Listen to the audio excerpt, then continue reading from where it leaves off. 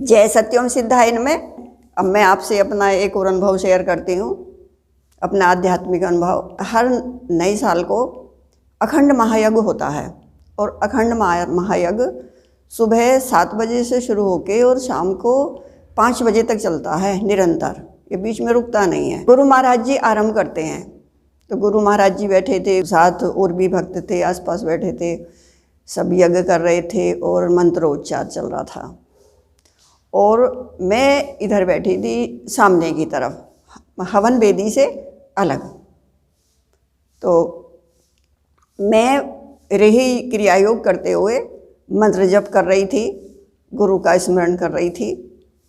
और जो हवन में से उठ रही थी, जो ज्वाला उठ रही थी, उसको देख रही थी मैं। अच्छा, उसको देखते देखते ही मुझे अनुभव हुआ कि जैसे प्रचंड ज्वाला थी, गोले की आहुति लगती है उसमें, तो गोले से तो और भी अग्नि धधकती है। तो प्रचंड ज्वाला थी, उसमें से एक आकृति हो रही, और आकृति थी वो एक ऐसे लग रहा था कि ये कन्या है। और वो धुएं में से धीरे धीरे निकली, ऊपर की तरफ गई, तो बस चेहरा ही स्पष्ट था कि भाई वो कन्या है। और वो चारों तरफ आहुति लेने के लिए अपना मुंह खोल के और उसमें ज्वाला के चारों तरफ अपना जो मुंह घुमा रही थी। और मैं देख रही तो मुझे ये था कि भी चारों तरफ घूम रही है और इसे ये है कि मुझे और आहुति मिले। मुझे लग रहा था कि इसे संतुष्टि नहीं है इससे, तो मैं बेचैन में कि भाई मैं क्या कर सकती हूँ इसमें। तो मैं वही अपना रेही क्रिया योग गुरु जी की तरफ ध्यान लगाया कि भाई ये सब शांत हो। तो फिर मेरे अंदर से एक आकृति प्रकट हुई, सिर में से निकली है, और ऐसे लग रहा था कि जैसे वो मैं ही हूँ।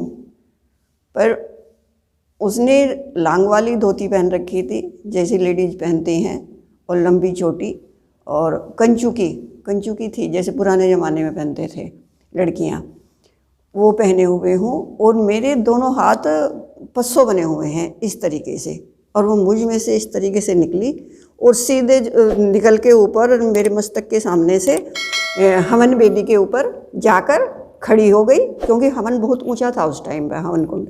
वहाँ जाके खड़ी हो गई और वो आहुति उसमें लगी, और वो जो ज्वाला के ऊपर जो आकृति थी वो उस आहुति को लेके वो विलीन हो गई उसमें। तो ये भी जो आध्यात्मिक अनुभूति है कि जो है कि भाई हम उसमें अपने आध्यात्मिकता के शक्ति से, गुरु की शक्ति से, और भी जो है वातावरण को उस पवित्र बना सकते हैं।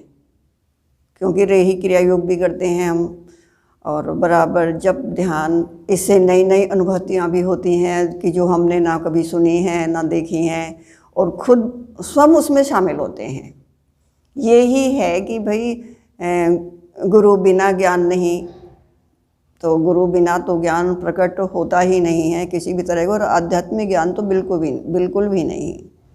इसके लिए तो विशिष्ट गुरु की ही आवश्यकता है। जय सत्यम सिद्धाय नमः। तो मेरी ये अनुभूति है, और फिर मैं कभी आपसे फिर अपनी और अनुभूति जो शेयर करूँगी। जय सत्यम सिद्धाय।